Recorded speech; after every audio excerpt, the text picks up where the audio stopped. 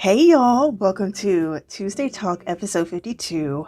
I could care less, and I'm not being sarcastic. I'm about to explain what I mean, so put on your seatbelts, hold on tight, and let's go.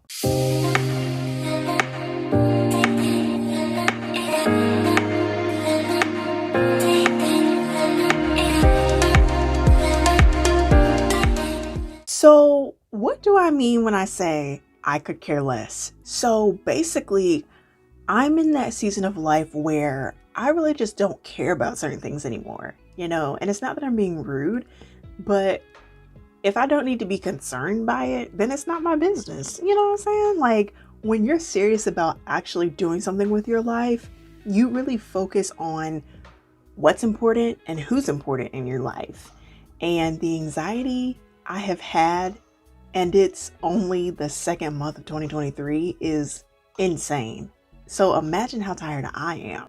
After going through so much, very young, you just quickly learn how to decipher what you should and what you shouldn't worry about.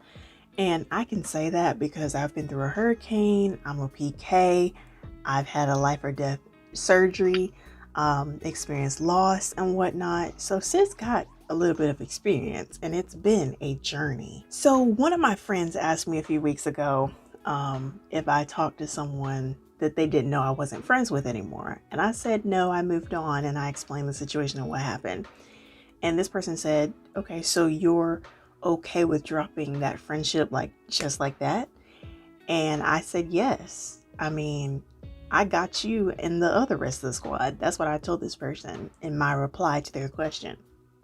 Because my heart is always open to communication, forgiveness, reconciliation, all of that. I've always been open to that. But if you aren't willing to, then I'm going to move on, because I'm not going to exhaust myself trying to contemplate whether or not I should say something to you when you've already proven that you hate me. Because that's just one person. There's more love surrounding me than hate. And once you make that clear to me that you don't need me, okay, I'm gone. So now when you need something in desperate measures, don't try to come back and find me in the spot you left me, because I won't be there. Now you want something from me and not for me.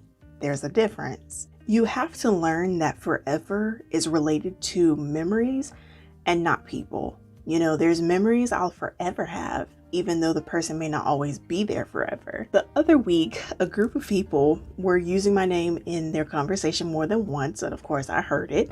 And I looked over in the corner where I heard the conversation that included my name, and I looked over and I said, that's not shocking, because those kind of people do that, and they would do that because I hang out with people they don't like when they're the one who messed up the friendship. Imagine that. So honestly, they hurt nobody but themselves, because once you learn people, behavior, mechanisms, you know the attacks left and right. And another thing about me is that most of the time, I know when somebody is about to do something and they about to test me, because I saw it when I was overthinking 2 weeks ago. That's literally how prepared I am for these situations. I would also like to thank the church world for all of the many lessons, because church taught me before people outside of church did. So I got my foundation on how to deal with people in church.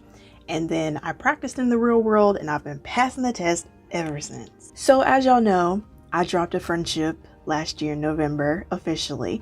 I talked about this in a few couch conversation episodes, maybe a little bit of Tuesday Talk and Thursday Thoughts, but y'all know what happened because I explained it.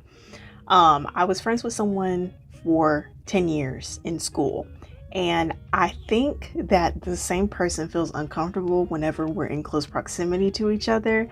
I think that they think I'm scared of them, when really I know that they're scared of me, because this person always hates being behind me, and maybe it's a reminder of, what they're not willing to confront about themselves to themselves. So they always feel like they have to get in front of me so that I'm out of their sight. I don't know. That's what I think. And if they think that does something, it really doesn't affect me, because when I dropped everything and I did not pick it back up. I heard Jamal Bryant say this during one of his sermons. He said, be careful how you treat me, because you ain't gonna meet a me every day. And won't. Period. I mean, when you look at it in the big picture, the same people who said they wouldn't betray Jesus turned around the next minute saying crucify him.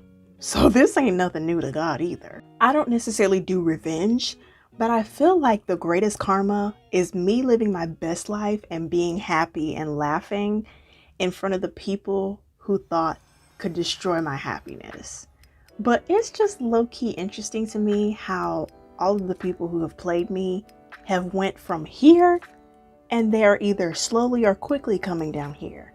And I'm like, God, you really out here doing your thing. So with that being said, I am in my whatever happens era for real, because I know God got me.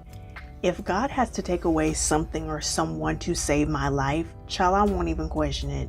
It may be a hard hit, but obviously God wouldn't do it if he knew I couldn't handle it. Period. You really have to learn how to let people be after you've let them go. If they really wanted your friendship, they would have came and asked for clarity before they believed a lie. Especially when people say stuff just to say stuff and there's no receipts showing that something actually happened. Here's what I say. If y'all really say that communication is key, then communicate.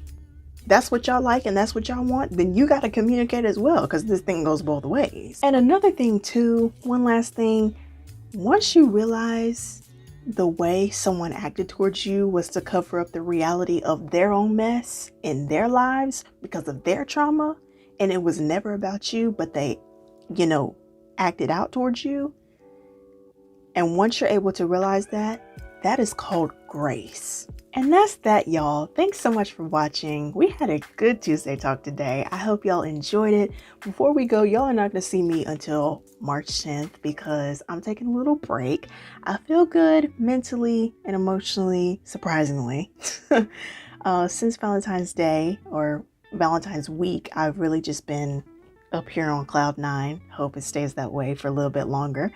But physically, I'm feeling a little bit drained and my strength is depleted. I feel myself, I feel like myself and I don't at the same time. So we're getting there. So I'm just going to take a little bit of a break to recuperate. And so the next thing you will see is weekend recap. So now that's it. I love y'all and I'll see y'all in March.